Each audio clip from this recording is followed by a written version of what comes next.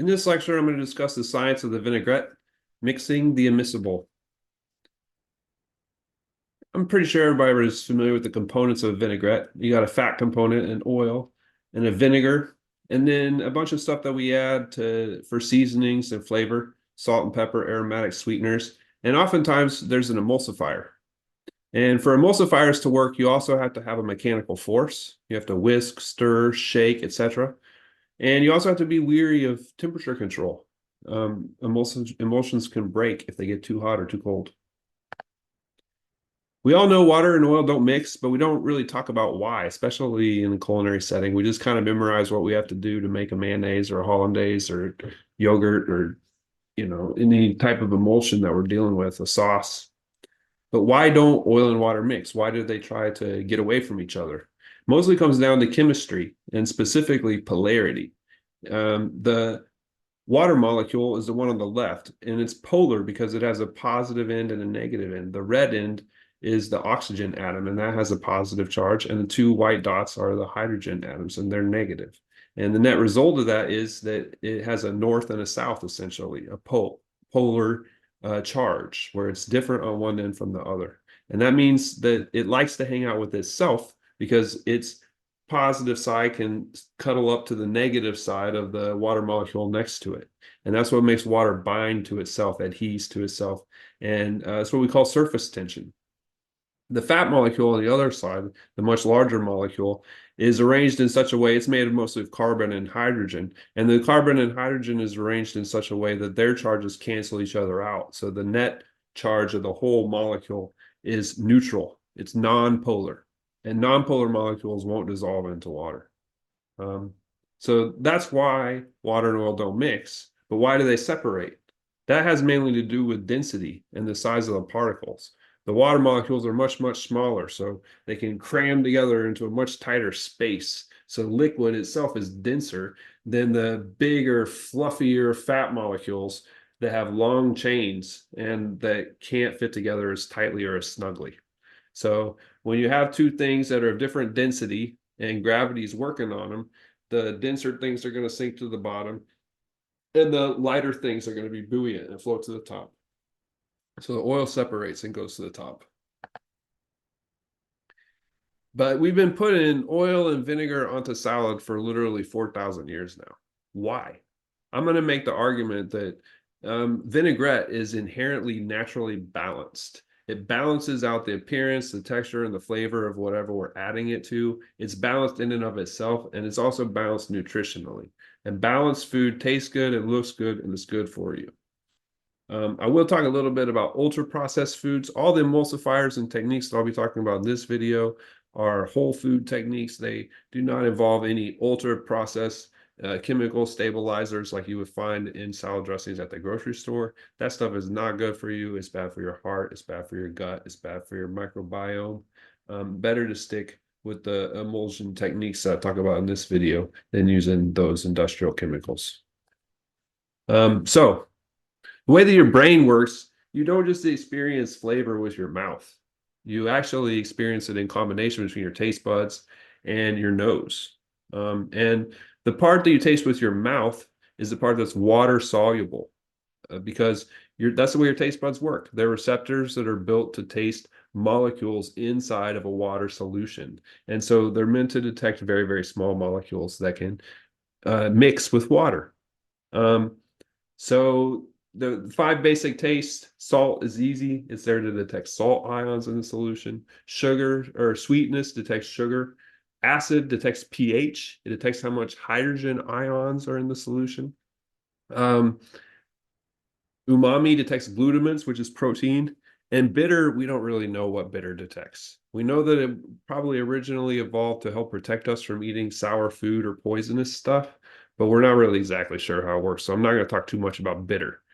But just important to keep in mind that those taste bud tastes are the ones that are in the water or vinegar component of our salad dressing. And they're also going to contribute in our emulsions. Water, the vinegar, is going to contribute to things having a watery, thinner, liquidier mouthfeel, as opposed to oil, which is going to be thicker. And so it's also going to have a looser emulsion. And as far as appearance, if we add more water to our emulsion, it's going to make it more matte, dull, or flat. Just depending on what you want, you might want that in some certain situations. And also keep in mind that our water-soluble flavor compounds are found mostly in fruits, leaves, herbs, and alliums. And it's going to be the things that are edible, the things that we eat, are mostly going to be are found in um, those compounds. The other side is the fat component. Fat molecules are much, much larger, as I discussed before. So your taste buds can't taste them, but they can feel them.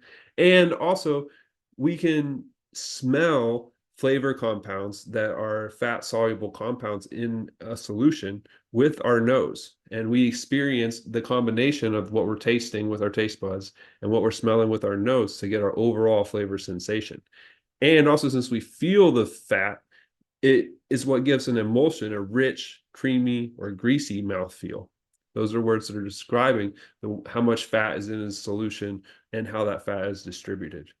And if we add more fat to an emulsion, it will get tighter and tighter up to a certain point where the water can no longer hold that much oil. The water in the emulsifier can no longer hold that much oil, and then it will break. Um, and as far as the appearance of our emulsion, adding fat component, adding more fat component will make it sheen, add a sheen, shine, gloss, glaze, etc. And our fat soluble compounds for flavor and aroma are going to be found mostly in our inedible spices, like the hard seeds and their woody herbs. And then alliums actually have both fat and liquid component flavor compounds in them. So vinegars, the vinegar is obvious. Vinegar is usually made from taking wine or beer and fermenting it further and allowing the alcohol to convert into acetic acid. Vinegar is actually French for sour wine. But we could also use citrus juice. You could use pickle juice, kimchi, tamarind, sour beer, kombucha. Tomato sauce is very common in salad dressings if you think about things like French dressing and Thousand Island, and buttermilk, the classic ranch. Oils. Here, I kind of want to think about types of oils. We don't use saturated fats very often in salad dressings because saturated fats are solid at room temperature, so they would not make a very good salad dressing. And even we have to think about things like olive oil that technically is unsaturated, but it still congeals at a fairly warm temperature. So if you put olive oil in the fridge after you make your vinaigrette, chances are, even if you have it emulsify well, it might break just because the oil will want to set up and come out of solution. And then the other sort of spectrum that we're dealing with oil is the whole food to refined spectrum. Olives, as shown in the picture, are getting pressed, and you're getting everything that's coming out of the olive straight out of it. So you're getting more than just oil. You're also getting phytonutrients and vitamins and other essential chemicals and minerals that are important to your body and are good and healthy for you. But they're also adding flavor, and sometimes you don't want flavor. So for chemically extracted oils like canola oil is not available in any kind of first press, extra virgin, anything like that, because it would be too bitter. It has to be they have to chemically extract the bitter compounds from canola oil to make it palatable. And in doing so, they also get rid of everything that is nutritionally valuable in it besides the fat. But that also means that you end up with something that's neutral. And sometimes that's exactly what you want. And sometimes you want to add aromas, and then you could use infused oils like chili oil or toasted sesame oil or horseradish oil, etc., to infuse your oil with aromas that will impact how we experience the vinaigrette when we taste it. Here's some basic emulsifiers over here on the left: honey, eggs and mayonnaise, mustard, roast garlic, aquafaba is the liquid when we cook beans and seeds, dairy. Dairy is an emulsion just naturally, so it makes sense that it's a good emulsifier for other stuff. It's a mixture of water and fat always. Even skim milk is a tiny bit of fat in it. Tomato paste, cornstarch, and strawberries. And I think it's also important to think about like the why here and the how. Why do these things work as emulsifiers? What is it about them? And generally, they fit into one of these three categories of molecules that I have over here on the advanced side. And this vehicle is an El Camino. The El Camino is a car in the front and a truck in the back. And that's kind of what we need for our molecules to be good emulsifiers. We need them to be polar on one end and non-polar on the other, so that they can make friends with the water on one side and then make friends with the oil on the other side. And all three of these molecules, even though they're quite different, um, have that property that they share in common. So we got polysaccharides, starches. That's honey is full of polysaccharides. Same with the roasted garlic. The beans have a lot of polysaccharides. The tomato paste, cornstarch is a pure polysaccharide, and strawberries contain pectin, which is a polysaccharide. Amino acids and proteins are found in things like eggs and the beans and the dairy. And phospholipids are found in phospholipids are a fat, and that actually has a polar component. And lecithin is the primary example. It's used in all sorts of plant and animal tissues and is found in abundance in mustard. That's why you often see Dijon mustard used in emulsified vinaigrette recipes. And it's also found, and it's also used to help emulsify mayonnaise. And lecithin is also found in beans and dairy as well. And it's also found in green leafy vegetables like spinach. And so that kind of shows how vinaigrettes improve the flavor, the texture, the appearance of our pile of lettuce or whatever we're dressing with it. But also it makes it healthier. It actually makes the pile of lettuce healthier by putting the vinaigrette on it. And that isn't the same for every sauce or condiment that we use. So the vinegar is acetic acid plus water. Talk a little bit about that. Acetic acid is an aid to digestion. It also helps control blood sugar because it slows down the absorption of gluten into the bloodstream. And it helps our immunity system, especially if we're talking about fermented, unfiltered vinegars. Those are the best, like balsamic or an unfiltered apple cider. Then it's going to be full of antioxidants, and it's also going to have prebiotics.